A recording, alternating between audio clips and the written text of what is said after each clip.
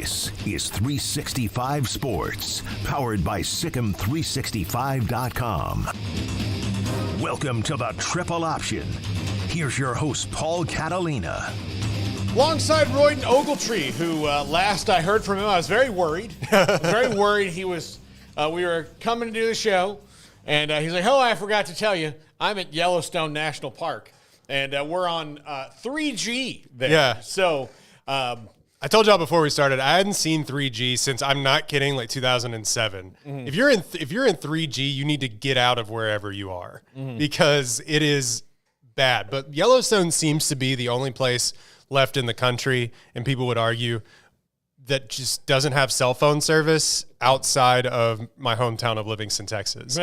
But it is genuinely, you go in and you better have your map set, or you better have a real map, because you'll just lose it.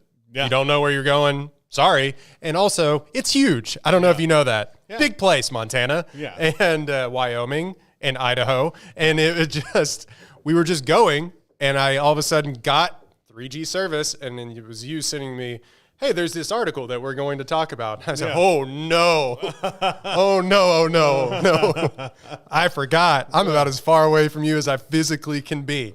Yeah. Well, I'm glad you I figured it out, because I would have been very worried. Just not showing up. Yeah. I would have been like, oh, my God, something happened to Royden, which at Yellowstone could have been really bad. Could have been anything, really. You could have been one of those idiots who, snuck up and looked at Old Faithful and burned to death, or, I wouldn't think that would be you, but, Old Faithful?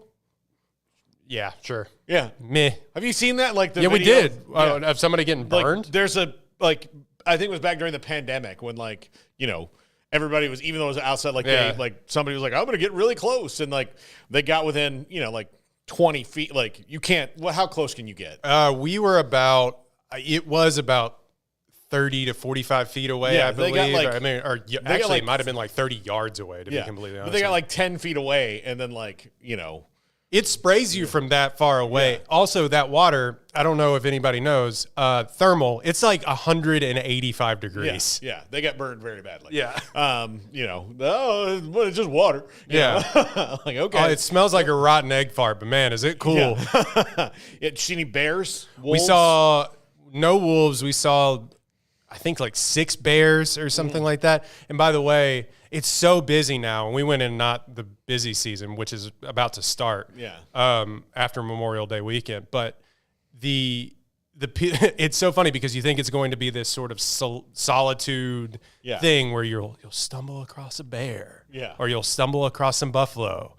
No, it's everybody pulls off to the side of the road in a panic to get out and take pictures of bears. Oh, okay. And we all did it too, because it's but people are serious about that stuff, man. It's but everybody's screeching in there, but everybody's shut up.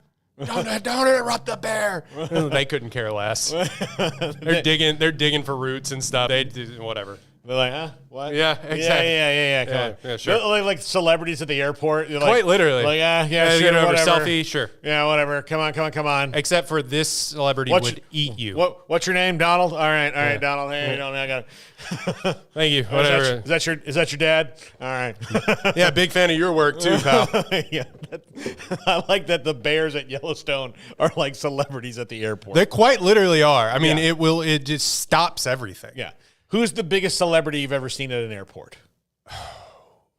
At an airport, none, I don't think. I'm going to give you 3, and I want you to rank them. Okay. Ran into Horace Grant at a hotel. Okay. That's about as big as it's gotten. All right. So here's the 3 that stick out to me the most.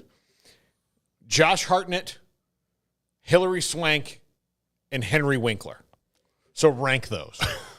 Well, I think an older audience would say Winkler because he's the Fonz. He's also Emmy Award winning. Yeah, for he's other things too. He's had the longevity too, but he's probably the most recognizable now, technically, because he's always just been, hey, that's Henry Winkler. But Josh Hartnett's what 6'4", handsome. He's not really that. So he's tall and thin. Yeah, but. I would it probably goes Winkler, Swank. Total hipster. Oh, yeah? Yeah. When Smokey and I saw him, we were on the same flight going to Minnesota, where he's from, for the Super Bowl. Mm-hmm. And so we're there, and I was like, Josh Hartnett, what do you know? But he was like full on, like, that like wide brim hat, skinny jeans with the boots, Hipster after it was cool to be a hipster. I mean, this was the 2018 was the that's fine. Was the Super Bowl, so yeah. No, I would go Winkler Swank because of Academy Awards. Yeah. Hartnett because of Pearl Harbor. That would be the 3, I would say. Where am I fair on those rankings, Garrett? I would say, like, honestly, when you were naming those names, the only person I recognized was Hillary Swank. So okay, you only recognize Henry Hillary Winkler's the Fonz. Henry Winkler's the Fonz. His real name? Yeah, yeah. And Josh Hartnett was was in Pearl Harbor. He was, and a movie that we all loved and saw many times. Black Hawk Down. He was in Black Hawk Down. An actual really good movie. Yeah. I liked Pearl Harbor. It's just too long. It's a Hartnett-assance right now because of Oppenheimer. Oh yeah. Everybody was like, "Oh, I forgot he was hot." Yeah, yeah. And he's that's maybe like more like now that he's like in his 40s, like he can play roles like that, and they're not going to like constantly pigeonhole him into like hot soldier guy. Yeah, or like, hey, you're the brooding dude that has more to him than he real. puts off. It's real deep under the surface. We haven't written that part, but like, it's there. Yeah, that's what you're going to do is brood. Today, I do have to talk about something happened to me this week. So AT&T is my internet provider. Same. And they had an outage here in Waco after the storm that they fixed on Saturday. Now, I could not get a straight answer from AT&T, which is a gigantic corporation who just will drive you nuts when you're dealing with them. Yeah. So, like, I'm talking chat, phone calls, going to the actual store, and trying to get answers to this. I had to purchase a hotspot so that we had internet in our house so that my wife, who works out of the house, could work this week. So today, I have to credit Mike I'll call him Saint Mike of McAllen, Texas. Mike came without a work order to our house because he saw that we were one of the last 2 houses in all of Waco who didn't have internet from AT&T. And I was like, well, that's interesting because they kept pushing my appointment back. He's like, oh, no, I see that. And so he did that, came, fixed our internet, and now it's back online. But it leaves me, you'll see a UPN commercial here in a second. And I called Ace Wiggly from UPN today, and I said, thank God for you at my office, because if we had to deal, like, if it had affected us here, like it did there, like we would not have had, we'd have been screwed. Like we'd have been totally screwed, or we had to go somewhere else. livelihoods are in stake. Yeah, and they don't they just at no point can you get to someone. And here's what I found out. So if you call AT&T, like you have to sit on hold, but an employee from AT&T also calls, you all call the same number. They didn't even have a side entrance to get in. Oh yeah, they don't have a back door. No, they don't. Like they can't Goodfellas their way into the Copa at AT&T. Yeah, they can't do it. No. I'm known here. Yeah, no, I know. I work. You guys pay me to fix these problems. Right. No, I'm same number. I could not believe it. I could not believe it that they did that. But yay to corporate America. AT&T, how can we help you? Yes, also AT&T.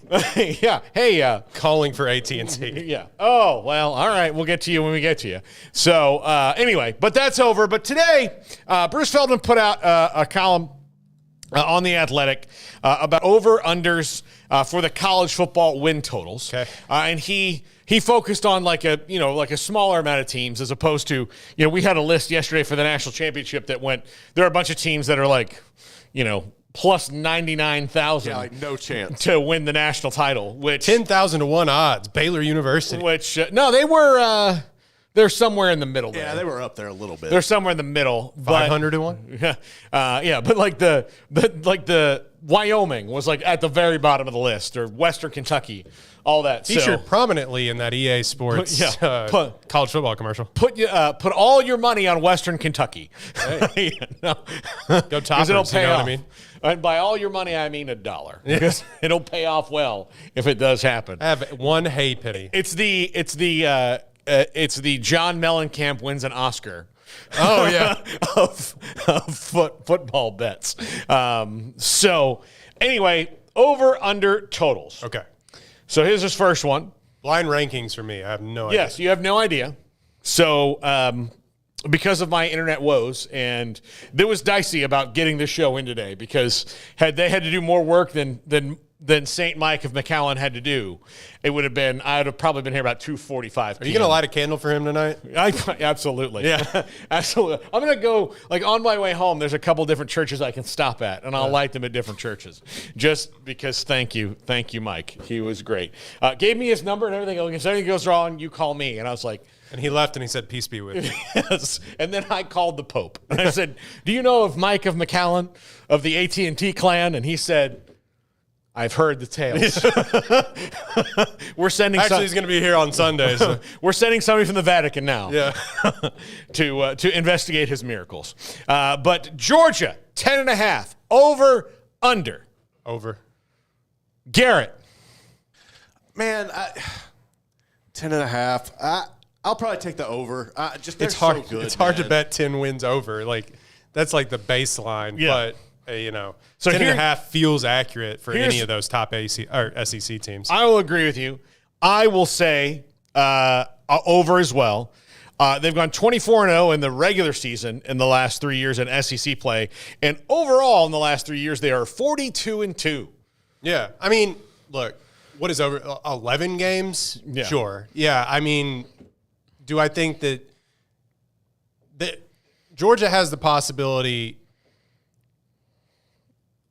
So does anybody of this caliber to just completely the wheels come off at the end of the season, say Beck gets hurt or something like that. I just don't see it happening. I think they have probably the best quarterback in the SEC. They always return depth at every position. Kirby Smart makes them eat the trash and says that nobody has ever believed in them ever in their entire lives, even though they've all been 5-star prospects. He will neg them to 12 wins. Yeah. He might. You guys lost a whole game last year. I can't believe you. How can Losers. you do this? Now we have a 12-team playoffs. You'll have to play more games, but you can't lose more than one whole game. Yeah, so I think, will it be 14? I don't know, but will it be 12? Probably. Yeah, they are stacked again. FSU. 9.5. Garrett, we'll start with you. Man, I'll give them 9. I'm not going to give them 9.5. I'm with you. There's too much turnover there. We don't know. DJU is good, but you're having to learn a whole nother offense. You're going back into a conference. You're going to have to play Clemson, go back into there. They just lost so much talent, more so in the trenches. Losing Fisk, I think, is really big. Fisk and Verse together, yeah. You can't just replace that. And then as far as offense, man, Johnny Wilson, Keon Coleman, they Trey lost Benson, so much, Jaheim Bell, dude. yeah. They lost all of their offensive production, save for Lawrence Toafili and Kyle Morlock from a year ago, realistically. Now they've got some guys that, have stats, but again, what does quarterback play look like? it's DJU. Yeah. So, I mean, he'll be fine. Offensive line is back. That's a good thing where. Wait, it's Uiagalelei? Yeah. Oh, okay. I thought for some. So Uiagalelei, they've done well enough in the transfer portal, but they're younger. I think I'm going to say under at 9. I think 9-3 is reasonable. They've got to go to Notre Dame. That's going to be really tough. That's difficult. Clemson comes to them, which I'm fine with, but I worry about Miami and what what they've added. And then stop Cam Ward from running around. It just also feels like last year going through 13-0 in the regular season, they fought off the random loss, the Pitt and the Boston College that everybody kind of has. They fought those off. Yeah. There's probably just in the numbers game, they're due a rando loss, because they fought all those off last year. They fought Louisville wouldn't have been a rando losses in the ACC title game, but they had every reason to lose that game considering no Jordan Travis and dominated. They had every reason to maybe even lose at Florida the way that game was going early on, but they didn't. Yeah, I mean, we see this with unless your name is Georgia or Alabama over the past decade, in Georgia more so within the past 5 years. It ebbs and flows, and that just is the way of college football. Yeah. It will be interesting now considering how much they actually lost to the NFL draft. I mean, losing verse and stuff to the. I mean, you can't. It's hard to replace. Everybody likes to overstate how much like replacing the quarterback will be. It's like, I don't know, when you lose like 10 sacks of production or however, like whatever verse had. Like it just, that really goes a lot further to me than some of the quarterback or the skill position players when you lose it in the trenches. I could tell you that Keon Coleman and Braden Fisk were bigger ads because that was probably their from 10-3 to 13-0. Yeah. That's the like I will tell you, I think that's the 3 wins right there. Yeah, and maybe throw Jakeem Bell in there a little bit, but like that's the 3 wins. I like what DJU showed me last year. The problem, this is why gambling is fun and you should totally do it all the time. Spend all your money. That half game, really fun that we add that in there because they never are just like 9 wins straight up. Yeah, I'd take that. 9.5. Oh no. Yeah. Oh no. I don't know. Yeah. That's where it gets murky betting on this team to actually win 10 games. Yeah. So yeah, no, I mean like, does it count if they win a half of football like against Clemson in the back? Like the Notre Dame game scares me the most because it's at Notre Dame and Riley Leonard has probably done nothing but think about how there was another rando right there. Yep. Like they've never lost to Duke. And they almost lost to Duke, and then Riley Leonard shredded his ankle. And, watching that in real time, man. And then I just – and like as a player I've watched, I don't know if I have more respect for the toughness of a guy who's like telling the doctor, like, no, I'm fine. And the doctor's like, you are not fine. Like you were, that. No, that was Jordan Travis's ankles. Like, I thought Riley Leonard was over like running on the sideline, and you could like see his face is red and tears running down his cheeks. He's like, no, I got this. Let me go in. We're gonna win for this. And they're like, are you? Is that a tear of blood? Like, did you actually cry blood? He's like, yeah, it happens all the time. I'm like a lizard. Just let me go. Not Friday Night Lights, but what was the? Can he play? Can Bubba play? Blues. Varsity Blues, yeah. Can he play? And he's like, yeah, I guess. Yeah. Anyway, all right, let's move on. Colorado, 5.5, over, under. Ooh. Under. Not even close. Oh, wow. I give them maybe 3 wins. Like, I'm looking at their schedule. Colorado State, you should win that. The first game, dude, like North Dakota State, you cannot sleep on them. They can easily get upset the first game of the year. Yeah. Nebraska's better.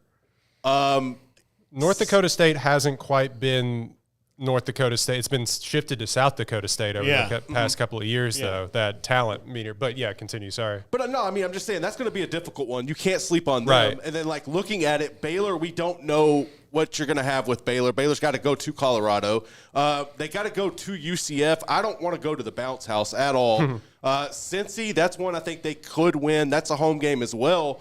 And then, man, like, after that, dude, like, it's going to be difficult for them to scrape out 5 wins. I know they added a lot through the portal. I'm lower on Colorado than a lot of people, but that's just I don't realistically see them getting over 5, much less 5.5 wins with this schedule. 5.5? Yeah. Give me 5. Give me 5? I'll take the over on 6.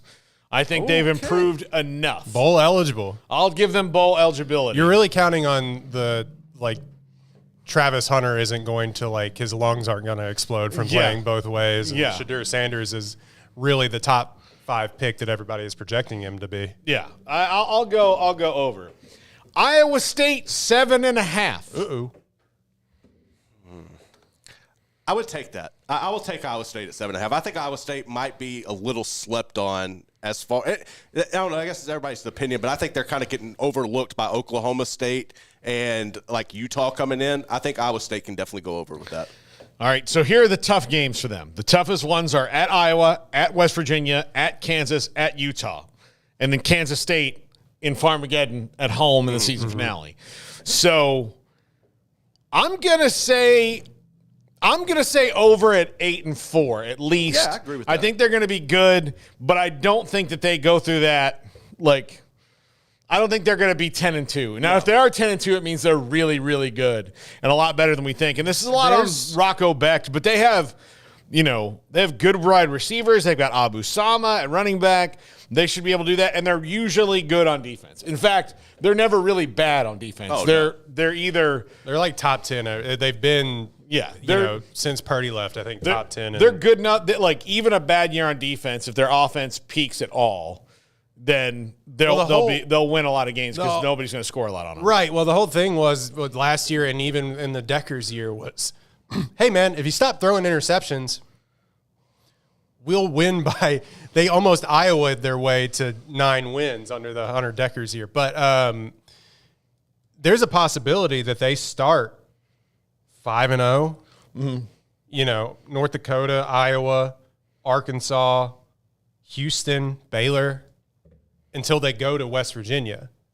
Yeah, there's a possibility that they're chugging along already before they even reach West Virginia, who I think is going to probably be a little bit better than people think. But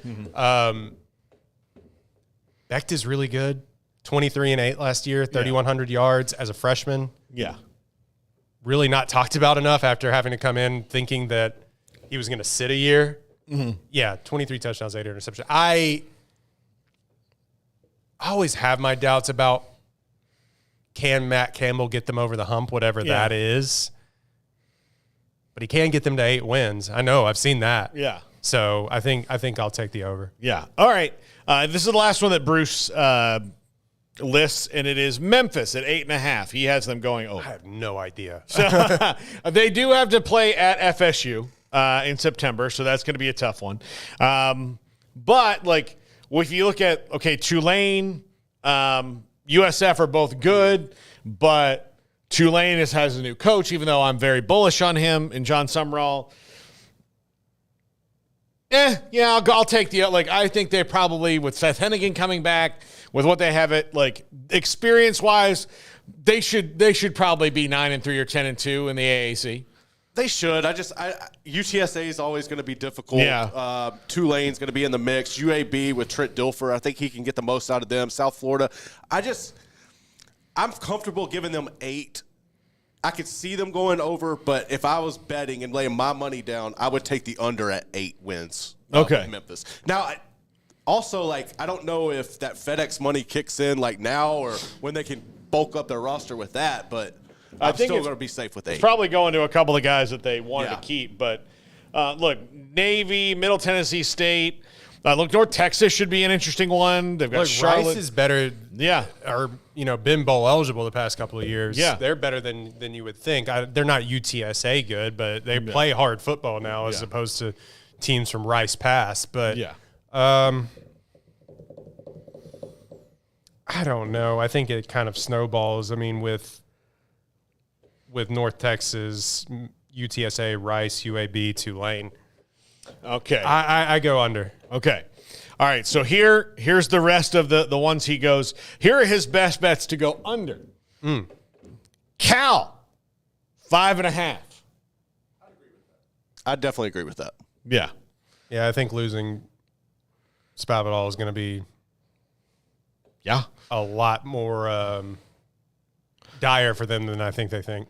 But yeah, they so they're going to be ping-ponging around the country all year long, and they outside of Jaden Ott, they don't really have a lot that is going to travel all that well, right now. And look, they could surprise, but I'll take the under. Especially, they got to play SMU. SMU's going to be really good. Yeah. FSU's going to be good. Miami's going to be good. Pitt's probably going to be better. Are they going to log the most miles this year, you think? Them and Stanford are going to be. It's going to be close. Definitely up there. The thing about Cal and Stanford compared to UCLA and USC and the Big Ten schools is there's schools in the middle. There's only one school in the middle in the ACC, and that's SMU. Everything else is on the coast. Yeah. So I would think that Cal and Stanford will probably log the most miles. This year, especially considering that one of their non-conference games is to Auburn. Good luck. So, they've got to go to Auburn. Heady planning there. Yeah, well, that's the Pac-12. UCLA, 5.5. I'll take the under. I don't trust UCLA. No, I don't either. They're a good QB, but a new coach, and they lost, some of their better players that were, helping them make the run that they Didn't did their a couple freshman years stud ago. quarterback go to Oregon? Yeah, he went to Oregon to be the backup. Learn. Yeah, give me the under all day. 4 wins. Yeah, it's gonna be tough for UCLA. I think that they probably made the right coaching hire, but they had to do it late because Chip Kelly, left and went to Ohio State. I'm done with this. No, thank you. But they're at Hawaii. They have Indiana. They're at LSU, which not going to be fun for them. No. Oregon, Penn State. LSU, Oregon, Penn State, 3 games in a row. 3 weeks in a row. I mean, that's ridiculous. That's tough, man.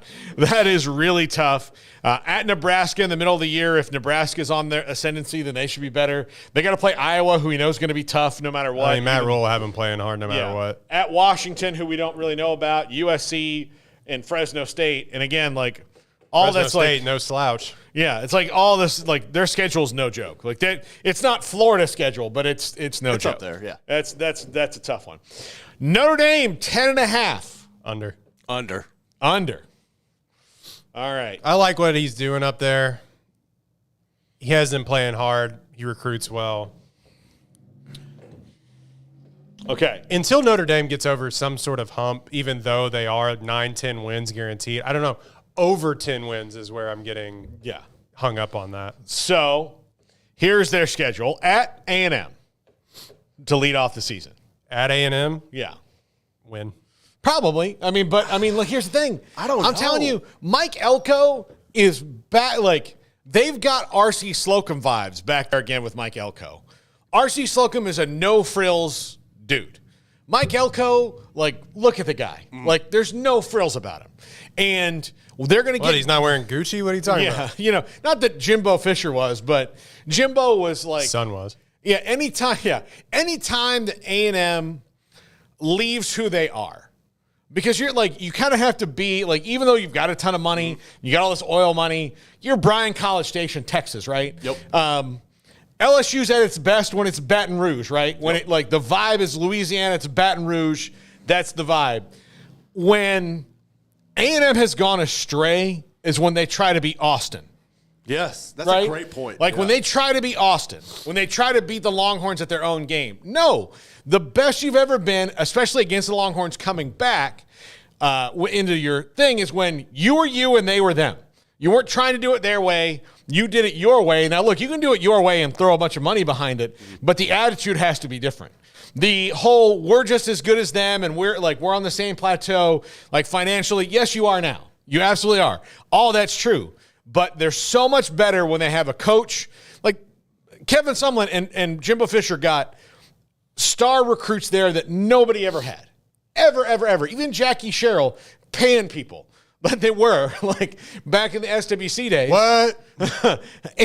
He talks about it now very freely. Oh, I bet he does. But now that it's no longer a sin. Yeah. But all of that, I know we're supposed to be talking about Notre Dame, but this is a nice, aside here. All of that, they were the best they've ever been when they had Gene Stallings as the head coach, no frills, and R.C. Slocum as a head coach. No frills. R.C. Slocum was, we're going to be vicious, angry, like maniacs on defense, and on offense, we're going to be the same way. I know Johnny Manziel's the best quarterback in A&M history, but the second best, in my opinion, is Bucky Richardson, who you would not ever put the two of them in the same discussion. But Bucky won a ton of games for the Aggies because he just fit the mold so well there. Look. You got to be what the school is. Yeah. Beige. Yeah. You have to be beige. Yeah. Look, and beige can go a lot of places. Beige matches a lot of things. Yeah. You have Khakis match a lot of stuff. Yes, you have to do that. Anytime, like when they're like, oh, we're going to be LSU, we're going to be Bama, we're going to be this. No. Nope. You be you, and you'll be just fine. Yeah. And R.C. Slocum was the master at that because Texas was trying to be someone that they weren't for a while. And then finally, Mac Brown came in and goes, no. This is what we are. Looking at this game for me, and this could totally bite me like last year when I took Florida over Utah, but I'm going to take A&M because I like their rushing attack. I like what they do in the trenches. Notre Dame just didn't have the playmakers last year on the outside. I know they've addressed that in the portal, but Mike Elko coached Riley Leonard. That's got to count for something in this matchup. Yeah. He's got to know all of his weaknesses. Well, especially that ankle. Yes. So I think I'm going to ride with the Aggies at home in that game.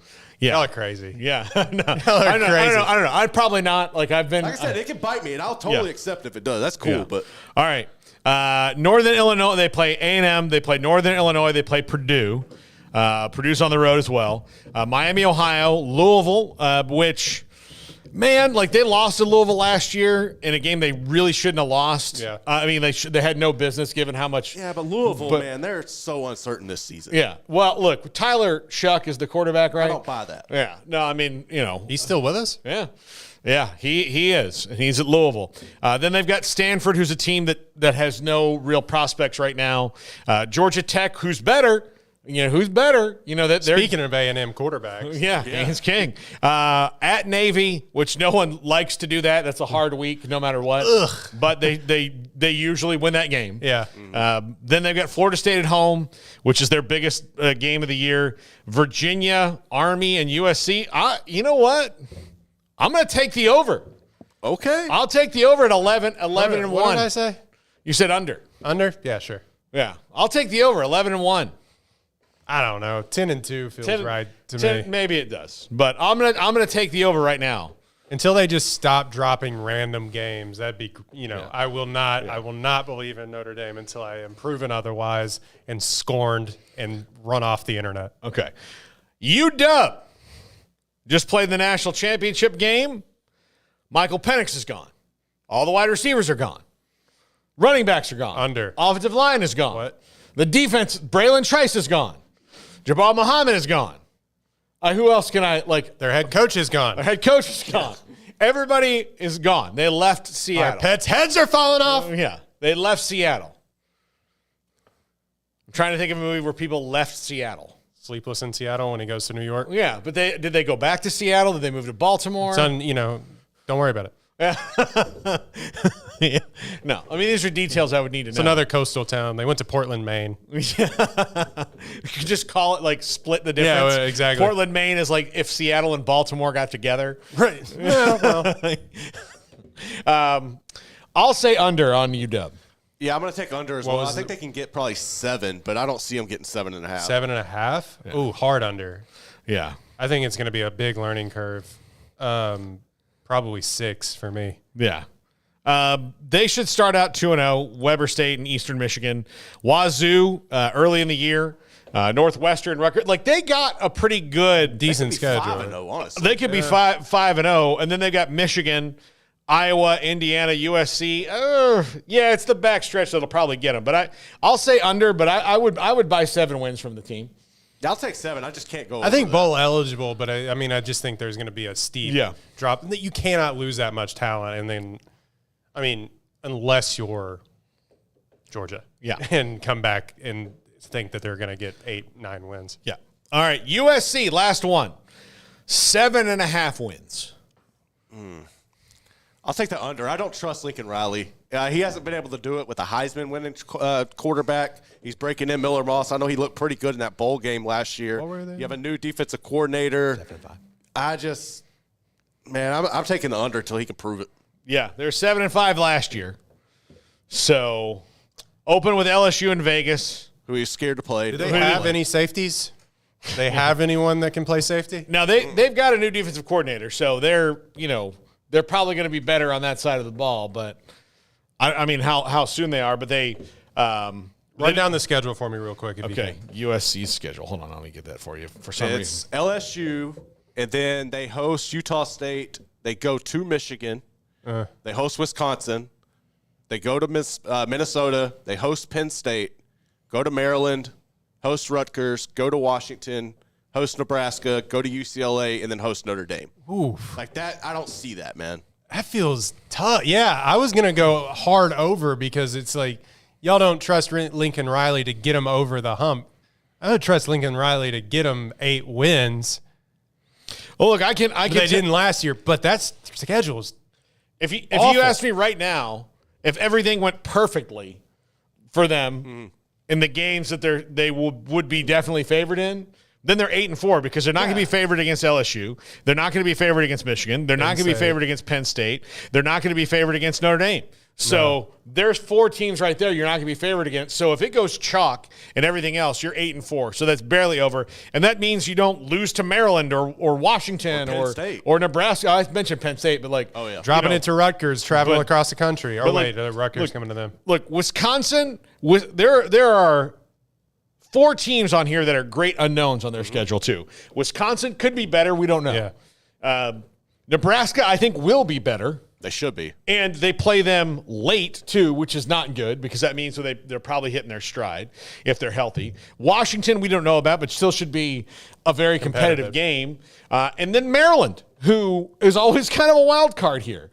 That Maryland was a team. Always like 7-5, it feels like. Maryland pushed Michigan to the brink more than anybody else on their schedule did outside of Ohio State. And even then, I think Michigan fans were more nervous against Maryland than they were against OSU last year just because, Maryland was actually scoring on them. Is Tagovailoa still around? No, he did not get his extra year of eligibility because of the one snap he took to take a knee at the end of a game because his brother got hurt in the game, and that meant something to him. And wanted to honor him by taking a knee in a game they were winning by 63 points.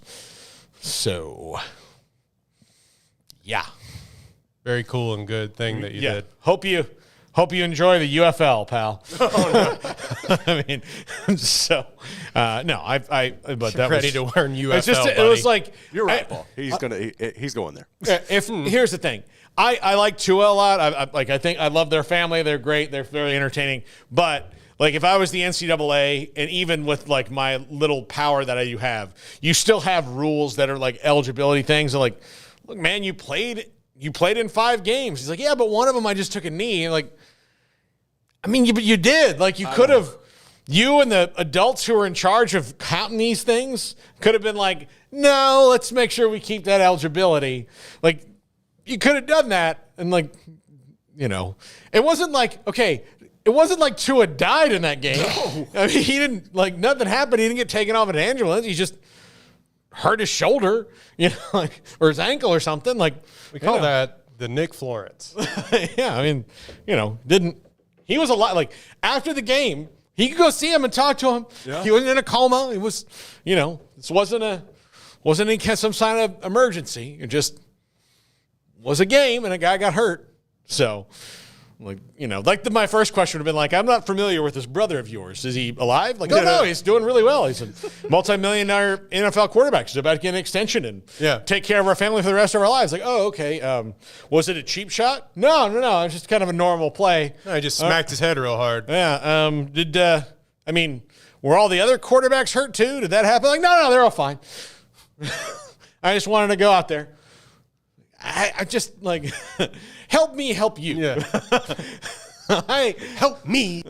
Yeah. Help me help you here, buddy. When we come back, we're going to do a deep dive into the College Football Hall of Fame ballot. Mm-hmm. And there's a lot of names on here. And we'll try to get as many. 560 names. It's going to be crazy. We'll try to get as many names in as we can.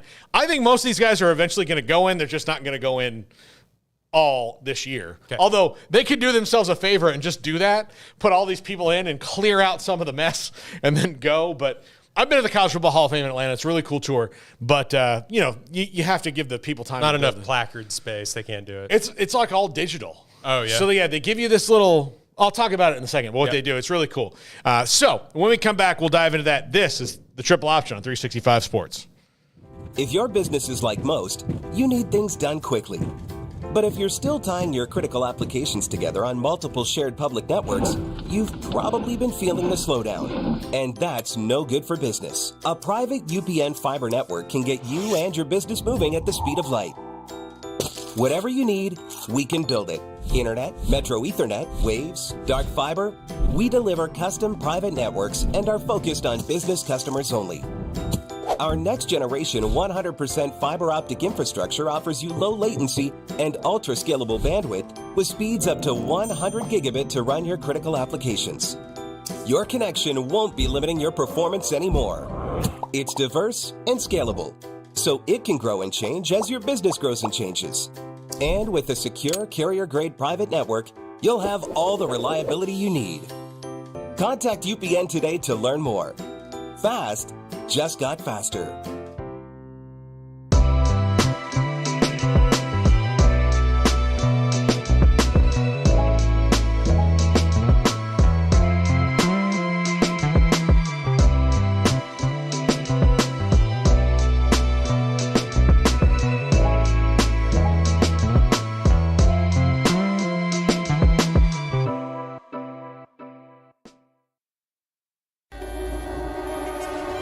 This is 365 Sports, powered by Sikkim365.com.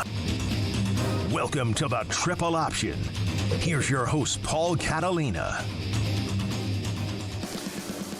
Welcome back, College Football Hall of Fame class. We're going to start with the, I'm going to give you the obvious ones who are going in right now. Again, blind test. I have no idea. I haven't seen this list. Obviously, Urban Meyer and Nick Saban are going to go in. Will Urban Meyer accept it, or will he have a panic attack before he gets it? Sorry, that's not PC. He will. What you mean? Will he take fortune and glory? Yes. Oh. Well, the most egotistical man who's ever egotisticaled. Still think of that. Well, a couple of photos with Urban Meyer, but the one of him eating sad pizza after a loss. Yeah. All time. Yeah. Well, I think more of a video. Urban Meyer's a great coach. He also is like the most memeable person in history. Yeah, absolutely. Now, there's some other coaches on here, like Larry Coker, who was at Miami. We talked about this yesterday a little bit. He was like the minister of the best roster that's ever been created. And now Butch Davis had a lot to do with that. As a matter of fact, created pretty much the whole thing because he left in 2001. Larry Coker took over and just was able to ride that to the 2003 title. Like, essentially, it was like, here's the Batmobile. Here's how you run it. Wait, was it? Pretty much runs itself. Hey, Batmobile, go. Did they win 2001 and 2003? When did they? No, they won in 2001. 2001. They lost the next year, 2002. Right. On an egregious call to Ohio State. Egregious. Yeah. Egregious call. But I do see how mad I am about it? It was egregious. Terrible. Like, I feel actually bad for them. Oh. And I hate them. Saying something. I feel bad. I want my rivals to lose legitimately. Oh, okay. So they don't in have an heartbreaking excuse. fashion. Yeah, I want them to lose how, like, you should lose. Not Last second Hail Marys. not because, you know. You got Yeah, and screwed. like that 2002 team had to be sent around. I was like, we just lost to Craig Krenzel. Are you kidding me? Like Craig Krenzel, like PE teacher, Coach Craig. That's who we lost to. I wonder what that, like, I hope he's not watching right now. I hope he's not. That's very mean. He might be very Some of us go successful. pro in something other than sports. Yeah. Enterprise Rent-A-Cars. Yeah. Craig Krenzel. Yeah. Those things. So there's some other coaches on the list. Deloitte is calling your name. Yeah, absolutely. All right, so the alphabetical list, like you see, I'm scrolling through players here. How many are on the list, rather? I think there's 25, maybe more. There's a lot. So, all right. I'll throw out some names, and you tell me yes or no. I'm going to go backwards up alphabetically. Okay. Eric Weddle, Utah defensive back. Yes. And mind you, I just don't know the rest of the Okay. Eric Weddle was great. okay. I mean, look, they may not be getting this year, but you tell me if they're, Luis and Dejas and Ryan Yarbrough are on this list, but like they'll get in eventually. But this is like, okay. Eric Weddle, second career in 8 interceptions at Utah, 9 forced fumbles, 2003 freshman All-American, 2006 consensus first team All-American.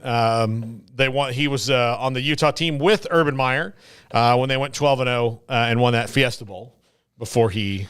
No, wait. Was that before or right after? No, that was. That would have been like right when he left. So yeah. Is it possible that he was a better pro than he was? I mean, he was a great college player. So yeah, 2 first-team All-Pro, 3 second-team All-Pro, 6-time Pro Bowler. Like, yeah, he was great in the NFL too. He'll be a Hall of Famer probably all the way around. He is. I just think looking at this list, I would put some other people on before I got to him. Okay.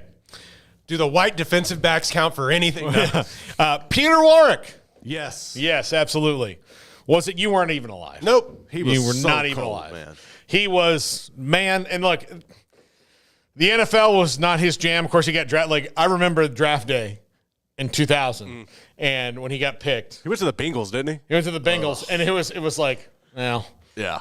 man, I'm sorry. Oh, this guy looks awesome. He was so good. He was so good. He looks so cold. That's crazy. The first picture that comes up of him. Oh, yeah. Yeah. Just the and then look, here's another guy, a guy that my favorite Peter Warwick story, because they beat Michael Vick and Virginia Tech in the national championship game, the Sugar Bowl. Sugar Bowl MVP. Yeah. And so Mike Vick took over the third quarter and Virginia Tech got the lead. And then FSU came back. That team was really just a juggernaut. And Peter Warwick went to Bobby Bowden and said, hey, you want me to go win this game for you right now? And then caught a touchdown pass where he was getting absolutely interfered with. It was just a fantastic play. Wikipedia has his college stats, but it's all punt return and kick return. He was unreal in special teams, but you could not guard him one-on-one. No. You just couldn't do it. And, he was so good at they would, throw little slant passes to him, and he would just move and go. Yeah. Michael Vick, absolute college football Hall of Famer. He was – Did he do anything that would inform that he wouldn't be in the Hall of Fame?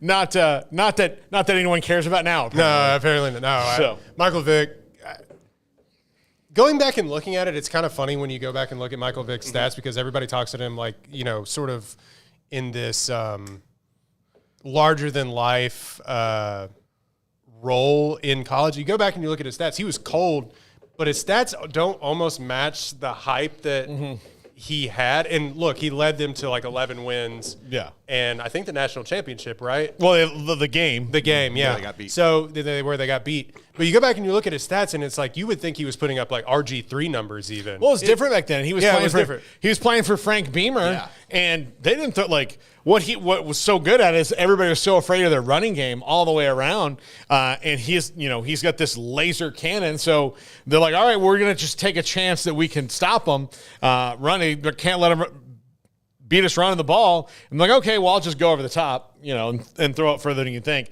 Dennis Thurman, USC defensive back, former Dallas Cowboy, by the way. He'll be one of those guys who probably gets on the veterans committee. Yeah, but he was a good player. All right, here's a name that was a Heisman finalist, one of the best players in the country when he was there, and more famous for a bad reason than a good one, and poor Manti Te'o. But he's a college football Hall of Famer, a linebacker in the Heisman Trophy ceremony, Hall of Famer to me. He had something he was putting up Mike Singletary, not this crazy because Mike Singletary had 230 tackles one year, but he was putting up those sort of numbers where people were like, is he the best player that we've ever seen? And then he absolutely, unfortunately, got torched in that. People like to say, oh, well, he had 14. That defense as a whole got torched by that Alabama team. Yeah. Oh, he had 14 tackles. He can't do it by himself. But it's also I don't know, you're a Heisman candidate. All that to say, he was unbelievable. Yeah. He's like Ndamukong Suh in that way where it was just if he was on the field, you have to account for wherever he is. So, yeah. Maybe the best football player I've ever seen in person in my life here, and Sean Taylor. Oh, hands down. He's got to be the on there. bet. I saw him play in person 3 times, and football player that was because he was bigger than most safeties, he was faster than most cornerbacks. He was a pure athlete all the way around, and I've seen a lot of really, really good. Overall, if I said football player, purest, best football player, he's up in that discussion. And look, I've seen a lot in person. I'm surprised. But in person, Sean Taylor, the game in the rain in Tallahassee that I sat through was just a Sean Taylor punishment show. Every time, and people were so scared of him that he changed. The fact that he was anywhere near you, if you saw his number anywhere near you, he could have been 12 yards away. If you saw him flash in front of you, your plan changed. Anybody but him can hit me. And that was a team that had a lot of guys. Reed and all them, yeah. He was part of that. Sean Taylor's absolutely. How long do you have to be out of college football because he's been out since 2003, so. Is it all subjective of when they want to put you on the Yeah, ballot? kind of like that. Some people are there. Yeah, so. I mean, because there's just so many players. Yeah. Sean Taylor, just right when I was getting into football, so I would have known him more from being on Washington than I would have from him being in college. There's a point you're playing Madden or whatever, or you're watching the Pro Bowl where he absolutely decleats that punter who's doing a fake, and you're like, is this the best football player that's ever played football? I'll tell you, the best tackler ever? Here's what I'll tell you. The person I'll put him up with, the two people I'll put him up with is athlete good. Ronnie Lott? No, I'm just an overall football athlete good. Or Dion and Bo. Oh, yeah. Yeah, because I saw them both play. And, wasn't Sean Taylor like a running back coming out of high school, too? He probably was everything. He probably did everything, yeah. I mean, he's one of those guys that, wherever he went to high school, they're like, okay, what play are we going to run? Sean 1, 2, 3, 4, or 5? All right, well, let's do Sean 5. Yeah. He rushed for 1,400 yards and 44 touchdowns. He was sick. Yeah. Taylor Stubblefield from Purdue. Jack, you have feelings on Taylor Stubblefield? Who? Yeah. Taylor Stubblefield, Purdue wide receiver from 2004. Bolitnikoff finalist. Yeah, okay. He's not going to make the ballot if a Purdue fan doesn't have romantic feelings about him. I know, you were 6 years old. I'm just asking if he in the annals of Purdue history, do people talk about Taylor Stubblefield? Probably, yeah. Okay. All right. That's all the answer I needed for that one, for him getting in over some of these other guys. But not that he's not deserving. Best Purdue quarterback, go. But he did set the Yeah, wrong. He set the and the NCAA record for receptions with 316. So that's crazy. Yeah, Takeo Spikes from Auburn, absolutely. The guy was fierce. Justin Smith from Mizzou, very fierce. Darren Smith from Miami. I know I threw a bunch out there right there, but Darren Smith played for the Cowboys. He was one of the big time players on those 80s Canes teams, 89, 91 national championships. Never lost a conference game during his career. I think Spikes is in just off of name, brand, and recognition alone. Yeah. Because that accounts for something. Yeah. But those other two, call me, unknowledgeable or young or whatever. I'm not quite sure. Yeah. Justin Smith was a very high draft pick, but played in the league for a while, but also a very high draft pick of the Bengals. So, sorry, buddy. It wasn't the Joe Burrow days then. No. So it was a 4th overall pick in 2001. Yeah. Or Peter Warwick, I think, was the year before with the 4th overall pick. They lived there. Justin Smith was really good in the NFL. 4-time, 5-time Pro Bowler. Yeah. It was really good. Steve Slayton from West Virginia. Yes. Hell yeah. Hell yeah. This is right up my alley, brother. Yeah. Oh, my God. Steve Slayton, one of the best what-ifs in Texans history, too, by the way. Yeah. Was Steve Slayton was before Pat White, right? Or was it? Same time. No, Pat White and Steve Slayton. Yeah. All-time highlight reel mixtapes on YouTube when those came out. And I don't care if he was great or not. He was 3rd in the Heisman voting one year, I think. I don't care what else he did. Those gave me so much entertainment. Put him in the Hall of Fame. I don't care. Okay. I'm going to give you 3 right in a row here. All 3 were very good NFL players as well. And one, all but one of them won a Super Bowl. Simeon Rice, Chris Samuels, and Richard Seymour. Yeah. Yeah, I'll put them all in. Let me get it. Richard again, Seymour, it's not especially, knowing this is, but this is how tough this list is. Here's a name we haven't talked about in a long time, but he was so amazing in college, and then was a really good wide receiver in the pros. But he played quarterback in college. Antoine Randall L. Yeah. He's going to be an interesting one. I don't really remember his call. I don't remember. I didn't really watch him when he was at Indiana that much, so I don't know. If you're talking about he was a quarterback in college. Yeah. Where he threw a touchdown pass in the Super Bowl. Yeah. Hold on, I gotta look up Antoine. You can keep going. I'm just enamored by the next one. Should be Royden's favorite of the whole list. because there's a very famous movie made about him that is apparently all BS. Michael Orr. I think he's got to get in. Yeah.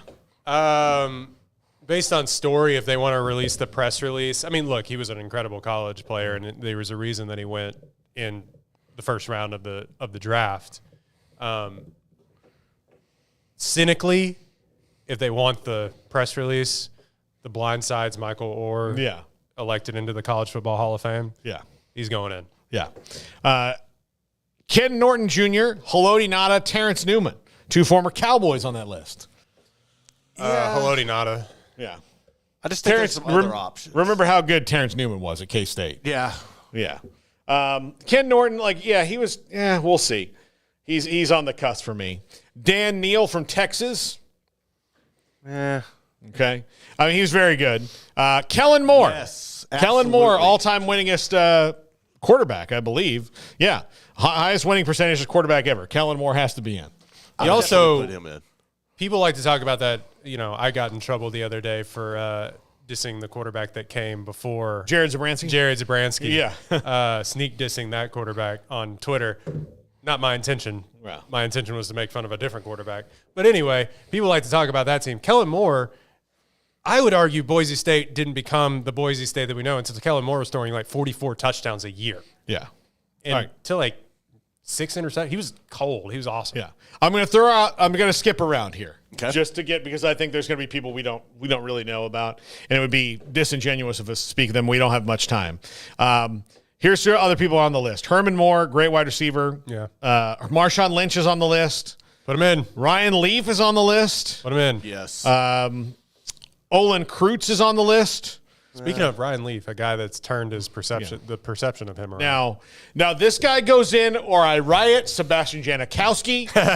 He's literally one of the best kickers I've ever seen. Yes. He's got to go in. Yes. I'll never forget just the pro football when they're just like, screw it, he can kick it from the opposite 40. Yeah. Deshaun Jackson. Yes. Yeah. Yeah. He was cold at college. Well, this one's going in because he's a Heisman Trophy winner. As Mark Ingram.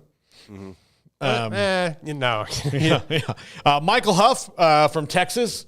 He's going to eventually go in, I'll tell you. To be in there. Yeah. We've put in like 14 people, by the way. But like Craig Ironhead Hayward, that's an interesting name. Ironhead? Yeah. Well, he's the dad. And he's the late Craig Ironhead Hayward. But yes. Ironhead. Oh, yeah, he was a running back. And he just mauled people. Yeah, I bet. Mauled people. He was at Pitt, and then he was in the NFL. We have to check this guy Played for the Saints in the NFL. Yeah. He just, like a couple other teams, but he was like, yeah. Do we have to check this guy for concussions? Of course not. No, he's no longer with us. But Josh Heupel's on the list. Garrison Hurst, who none of you but me probably remember Garrison Hurst when he was at Georgia, but he was really good. Marvin Harrison, Graham Harrell. Yes, Graham Harrell. Byron Hanspard's on the list. Seeing Graham Harrell, rip my heart out as a kid so many times. I will say, if you don't put Graham Harrell in, then nobody deserves to be in the College Football Hall. Prototypical college quarterback, guy that's like undersized that throws for 1 billion yards. Yeah. DJ Dozier, who we had on the 2 Sports Star. Yeah. Ken Dorsey from that Miami team. Aaron Donald. Temple's own Kenneth Davis. Dallas Clark's on the list. Mark Carrier, the defensive back. And Monty Ball, Flozell Adams. That kind of wraps it up. But we've gone through a big chunk of the list and showed, this is hard. Mm-hmm. We could have put, honestly, they could rubber stamp all these people in, and maybe they should just pick one from each letter. Yeah. And then, next year, the ballot, you add some new people. Well, some flavor. The problem with the college, you have to put in the award winners for sure, Yeah. for certain, and the All-Americans kind of make their way in there eventually. But the problem with it in general is, unlike the college or the Pro Football Hall of Fame, these are so specific to people and their universities that rooted for them, where it's a lot of member berries from South Park, where it's, I remember. Yeah. I remember how good he was. And sometimes these guys were even better in the pro. I would argue Aaron Donald, better in the pros than he ended up being than he was at Pitt. And that's one of the challenges. Now he was great at Pitt. He was fantastic. But like it is That's one why of the he was challenges. drafted Like, where are he you was. putting him in because what of they college, or you're putting him in like Peter Warwick is a great example of this. He has no NFL career to really speak of at all. You know, he was in the league for 5-6 years, and then it just didn't work out. You know, but his college career was dominant. Yeah. You know, Monty Ball fits that kind of the same way too. He's on the list. You know, so there are guys like that. You know, so those are easier to not get it muddled, but you can get it muddled when you're like Eric Weddle, and it's like, well, he was great at Utah. He was like even Marvin better. Harrison, yeah, like even better. You know, in the pros. I will tell you this before we go: College Football Hall of Fame in Atlanta. If you can ever get there, absolutely go there. If you're a college football fan, it's so cool. You walk in, and so they give you this like badge, like a thing, and then you go into you go in and program like. Garrett would say, I'm an LSU fan. You would say you're a Baylor fan. I'm a Florida State fan. When you walk into the room and walk past screens in certain areas, it pulls up the people that you're fans of. Oh, nice. On the screen, and you can do it. And you can go through and touch screen and find anybody. So Baylor, it's 4 people from the 1940s.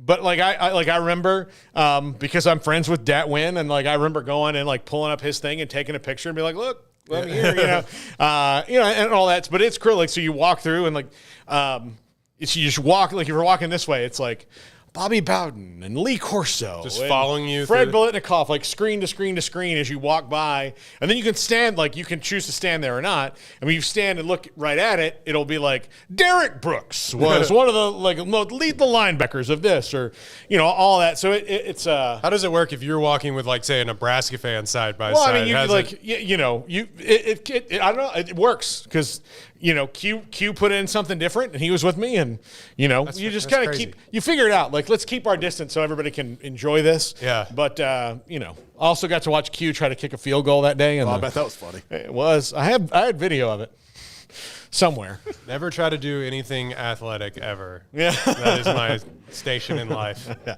All right. Thanks for joining us today. Josh Neighbor is going to be my co-host today. We have Will Backus from CBS Sports and John McClain trying to wrap up one more guest, but if not, me and Josh and Garrett will hold it down.